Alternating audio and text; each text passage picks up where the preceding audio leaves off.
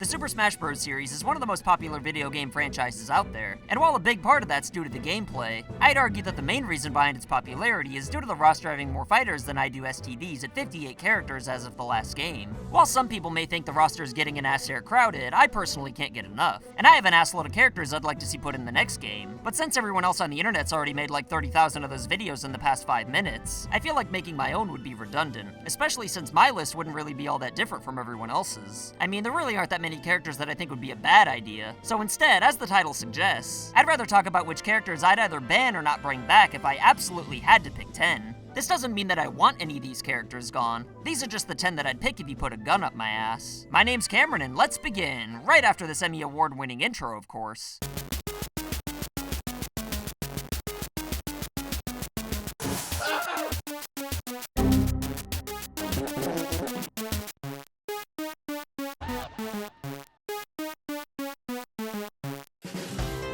Number 1.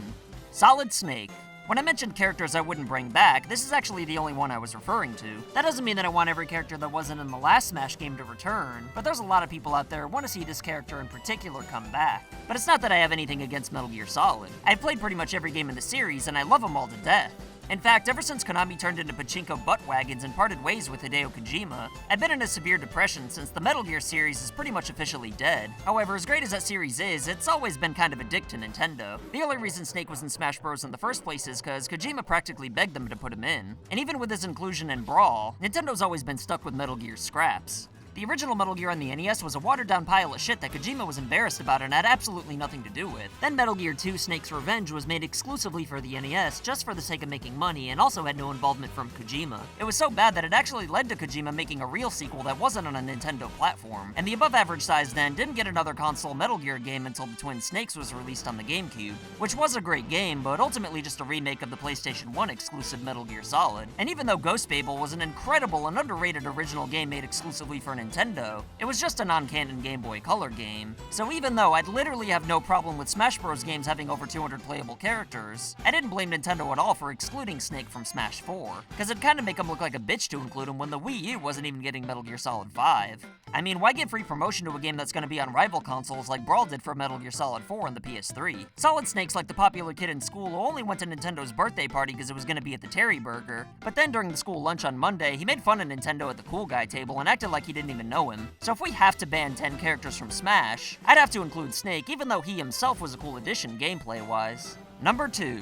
Charizard. Don't get me wrong, I'm not against Charizard being in the game, but it feels like a step back from Brawl to discard Squirtle and Ivysaur along with the Pokemon trainer. Even though most people typically didn't play as that character, I kinda liked the idea of having a fighter that was essentially a 3-for-1 package deal. But other than the fact that Charizard feels like a watered-down consolation to a character that was cooler before, there's also way too many Pokemon in this game. But I understand with Pokemon being such a huge franchise for Nintendo, it makes a lot of sense to make sure there's plenty of representation. But speaking of franchises that have too many characters in Smash Bros, numbers 3, 4, and 5.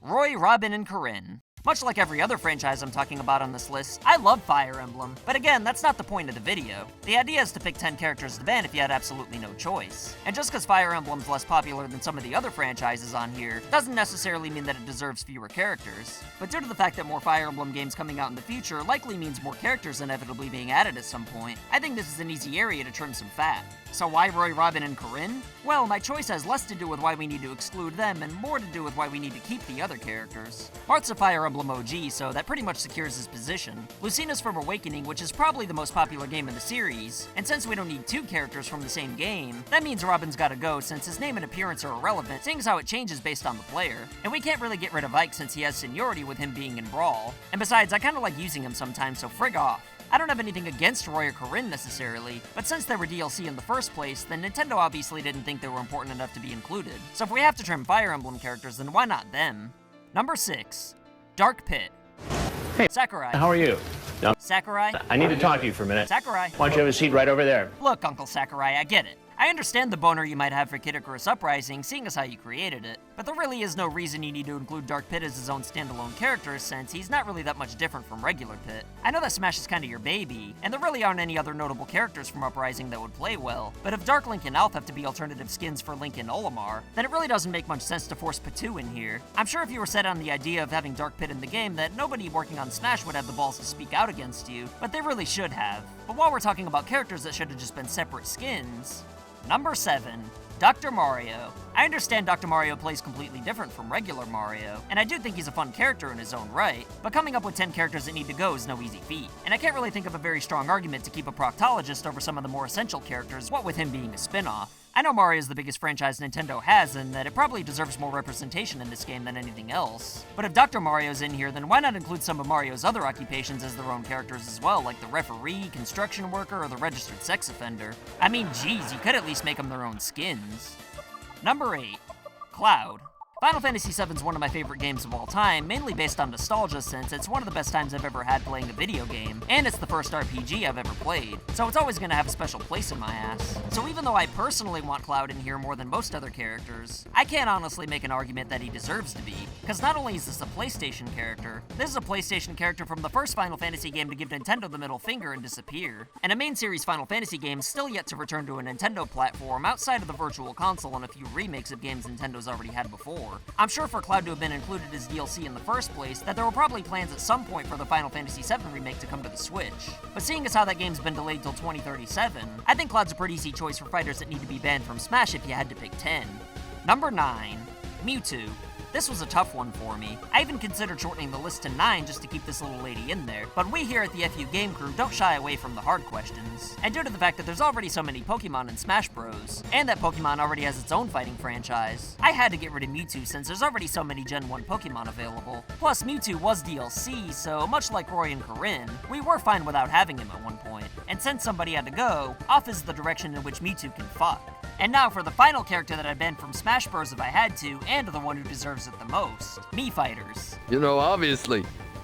What are you, stupid? Seriously, is there anybody out there who actually uses Mii Fighters in Smash? They're banned from Smash tournaments seeing as how they're creative characters, and while it's kinda cool to see other people make characters that aren't in the game, most people who actually do play as Mii Fighters play as themselves. And if you really think you're cooler than all these Nintendo characters, then you've gotta be a kook. But anyway, that's my list. It wasn't easy, but somebody had to pick 10 characters to exclude. But even though nobody actually had to choose since it's not gonna happen, who better to represent the entire fan base than somebody who likes the series a decent amount but never actually played competitively? I'm sure there's some characters I left in that'll rile some people up, so before I end this video, I'll go ahead and address some of those now. Zero Suit Samus is technically the same person as regular Samus, but Metroid's really awesome and popular as well. And due to the fact that the premise of those games is that you're alone on an alien world, there really aren't that many characters you could have added to the game. So besides Ridley, who else could represent that franchise besides Zero Suit Samus? And if there's 47 Fire Emblem characters, then why can't Metroid have 2?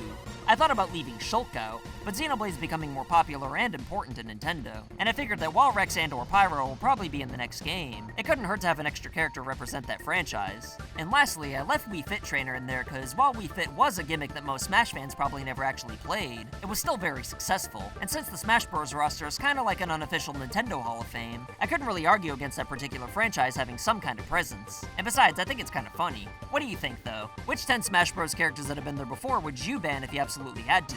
And while we're at it, let me know who you want to see in the next Smash Bros. Game on the Switch, and as always, I'll pin whatever I find most entertaining. Don't forget to like and share this video to help this channel grow. Consider supporting us on Patreon for as high as $100,000 a month. And if you're the reincarnation of Steve Perry, then go ahead and press that subscribe button if you haven't already. Otherwise, press it anyway. My name's Cameron, and I'll see you next time.